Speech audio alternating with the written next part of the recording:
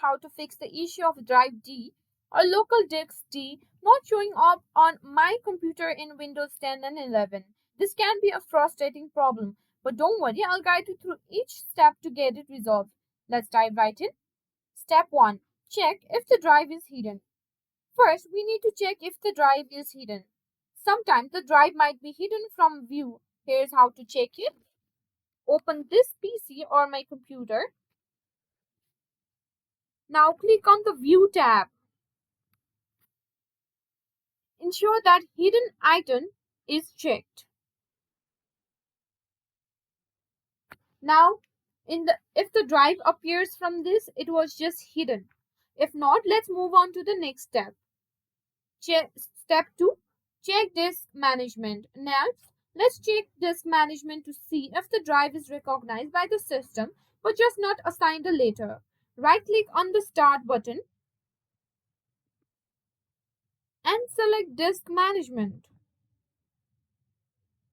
In Disk Management, look for the drive that doesn't have a letter assigned. It might be saying unallocated or just not have a letter. If you see a drive here, let's assign it a letter.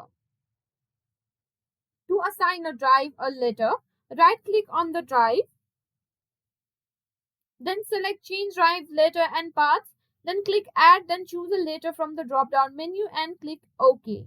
Now your drive should appear in this PC. If it's still not showing, don't worry, we've got more steps to try. Sometimes outdated drivers or corrupt drivers can cause this issue. To update or reinstall drivers, right-click on the Start menu and click on Device Manager. Now expand the disk drive section. Now right-click on your drive and select Update Driver. Choose Search automatically for drivers for updated driver software. And here your drive may appear. Click on it. And there you have it. Those are the steps to fix the issue of drive D not showing up on my computer in Windows 10 and 11. I hope this video was helpful.